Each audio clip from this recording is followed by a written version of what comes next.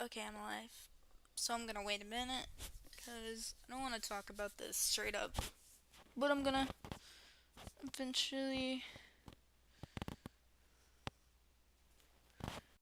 discuss it because I haven't discussed about this for a while or ever. But you know, I don't know how hard it was for me to talk about this at a young age, but it was kind of difficult to process visualing entities like demons and then seeing my grandpa's ghost in my dad's house. Whenever he's at work, my kid sees things, I see things. My kid is afraid to sleep without my phone light on. So when it comes to like turning off the TV, my phone light is on, and he sees things in my room, something I couldn't see visually because it just I couldn't see it for a second, and that there was nothing in there. So really couldn't tell if it was because of the light or he just thought he saw a bug, but it was nothing there, as far as I can tell. So, I recently downloaded a Necromancer app for my phone to communicate with the other side and did some at home alone Estes method where I can't get out of it myself unless somebody holds me out, like my father or anybody. And um, the only time I'd say that I've seen and heard things around my state was when I turned 20 in 2020 of August 11th. And at that age, realizing and visualizing the amount of times I've seen things and heard things around the house, around my area, or around the state of Louisiana just came to my mind thinking that, oh, this is what's happening. This is real. Ghosts and demonic entities are real. Spirits are real. Not watching different videos on YouTube, just trying to figure out what these people can't see. Like Sam and Colby's videos, I can relate. When I was younger, I watched a ton of Ghost Adventures. I really did not believe in anything paranormal related till I was maybe like 10. When I turned 10, it's kind of when I visualed my grandma on my mom's side and my grandma and grandpa's house where where I lived with my dad and all, my dad's side of the family. And this is kind of whenever I see things, spiritual connections with the spirit world and the world beyond the grave, even demons. And it's kind of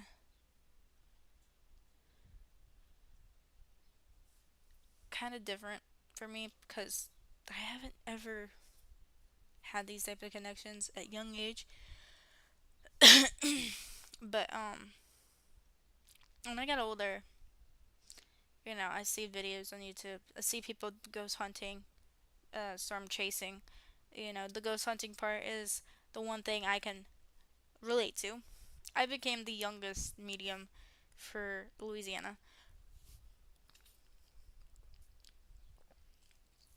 Sorry, my throat's dry. But at 10, I became the youngest ghost medium ever.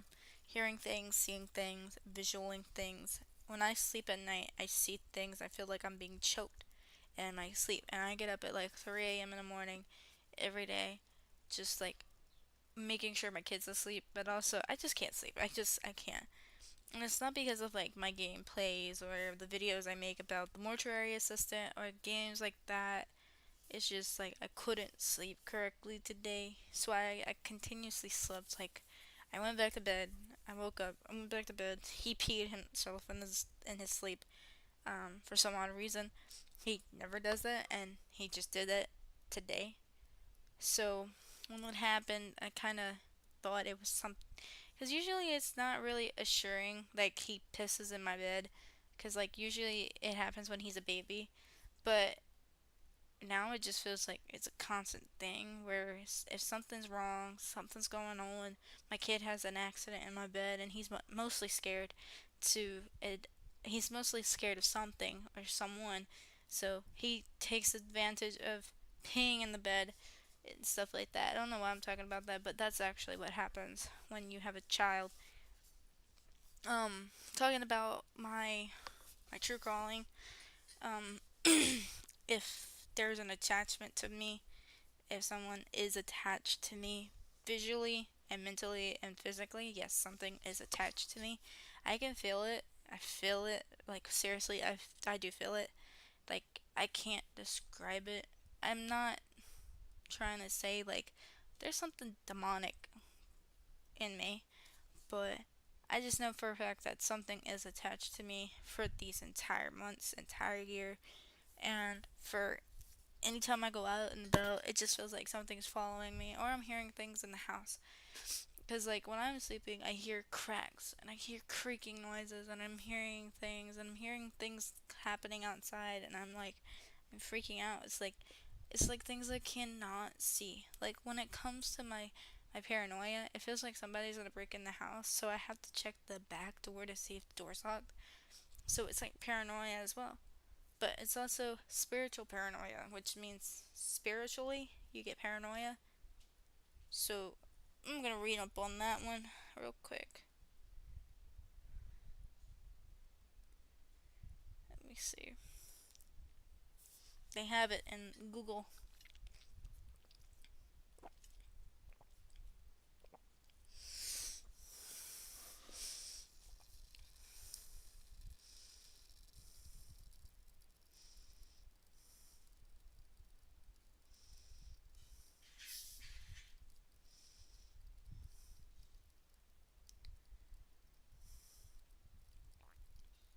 It's like the movie Spiritual Paranoia meaning. So I'm gonna read the meaning to you guys.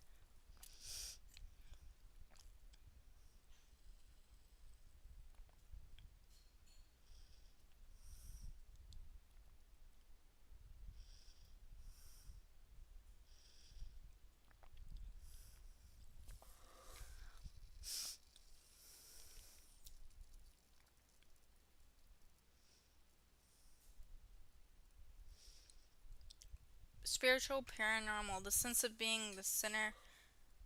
Oh wait, no, that's not it. That's paranoia. That's paranoia. The real one is spiritual psychosis. Behaviors and thought patterns expressed through spiritual emergencies and psychosis exemplify a loss of rational thought. Such symptoms include disorganized behaviors, irrational or confused speech patterns, and significant alterations in the way they view themselves and their place in the world. So, spiritual psychosis and spiritual paranoia. Spiritual paranoia is a freaking movie, so I don't know why I said that. Spiritual psychosis is what I meant. Things that you, things a person would say. It's speech trigger. You have, your speech tends to go wonky.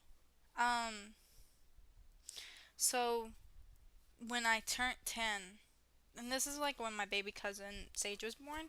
So I think I was 9 when she was born, but um, it happened at 10 years old. And when it happened, it was kind of like I visualized it. I hear things when I got younger. When I got older, it kind of stopped. I stopped hearing things. I stopped hearing my name being called in the house. And when I lived with my grandma for my entire life before I turned 20, or when I was almost 20, I kept hearing things in her house. I kept hearing my name being called, especially as a parent. It was paranoia, but it was more like I'm hearing these things being called out. Like I would run out of the house with my son and I'd literally freak the hell out. Like I wouldn't stay in the house. If my name's being called, there ain't no way in hell I'm staying in the house. When my grandpa passed away, that's kind of also when I started hearing my name being called out. So when he passed, it was a little bit different. It was when he passed at when I was 16 is kind of when it all started as well. So first it was like a woman voice calling my name. Then when it got to the point where he passed, it's a man calling my name. So it got to the point where just, I wanted to blur it all out, erase all those memories about my name being called in the house while everybody's outside talking, chatting, with the family. I'm inside doing my work, playing Minecraft, stuff like that on my computer. And I'm inside just hearing my name being called. It's crazy.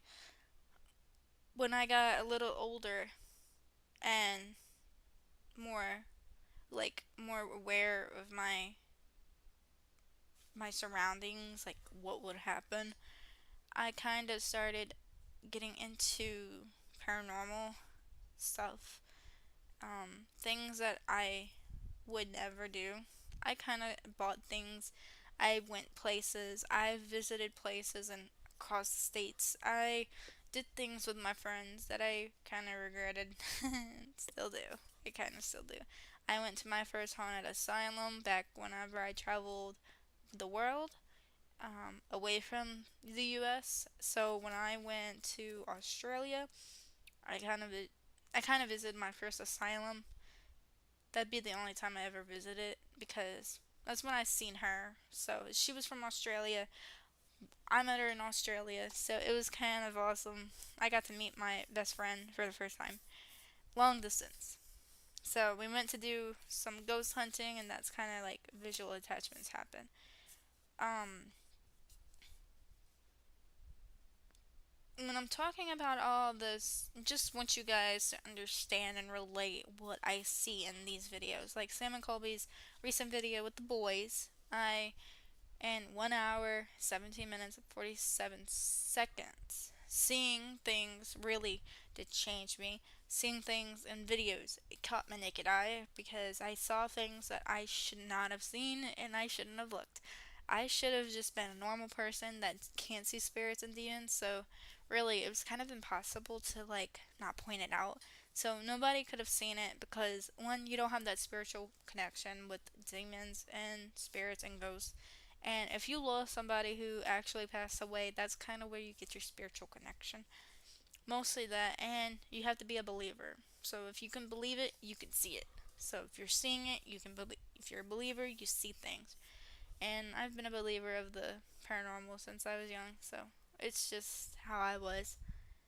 Um, so when they posted that video at 1 hour, 17 minutes, 47 seconds, seeing Mr. Smiley, or not Nasty, Mr. Nasty, Mr. Smiley, for the first time, I just knew straight away that Josh was like making a mistake just walking up to it.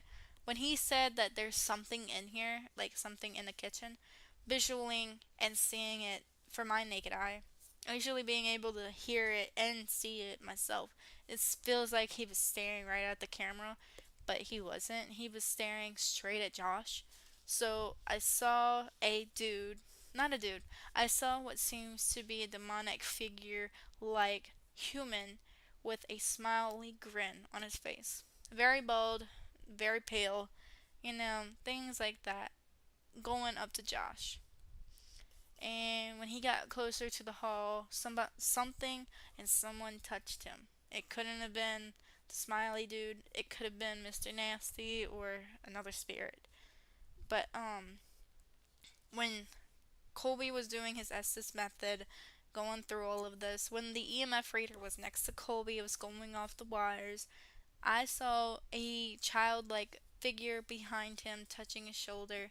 And what is also very skeptical is that kids are also a placement for the real entities behind all of this haunted videos.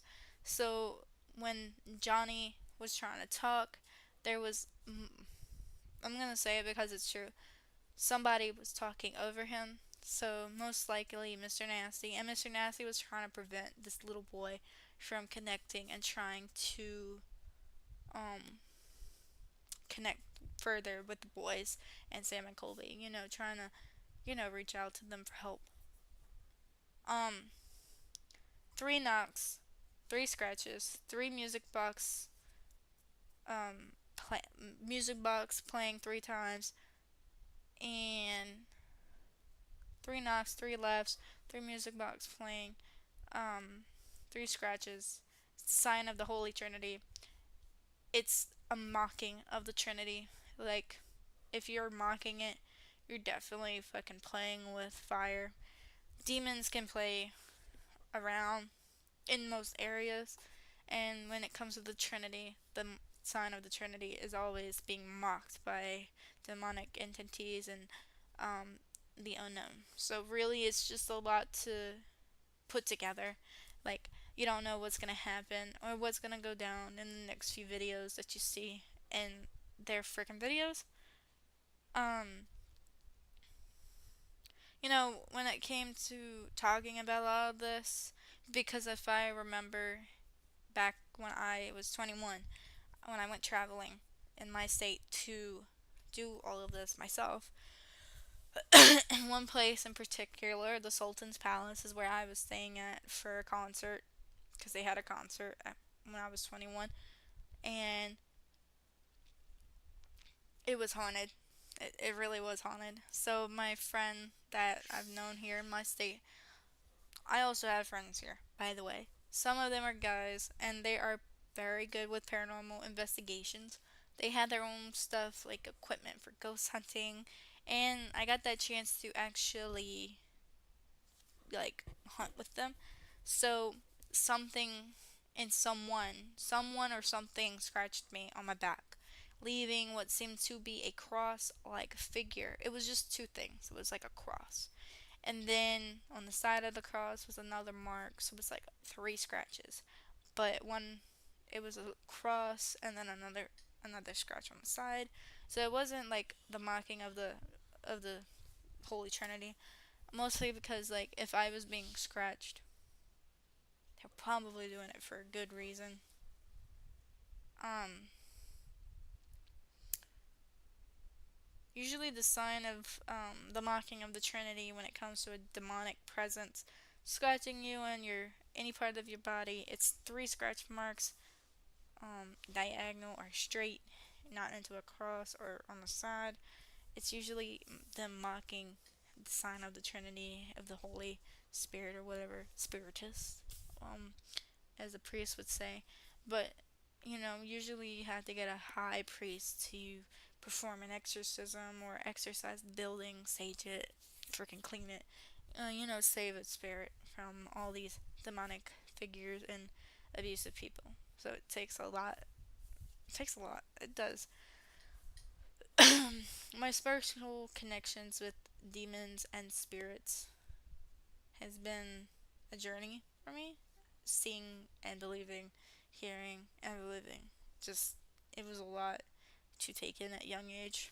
And I kind of wanted to not believe, but I kind of did. I had no way of knowing that this would have happened to me when I got older. So,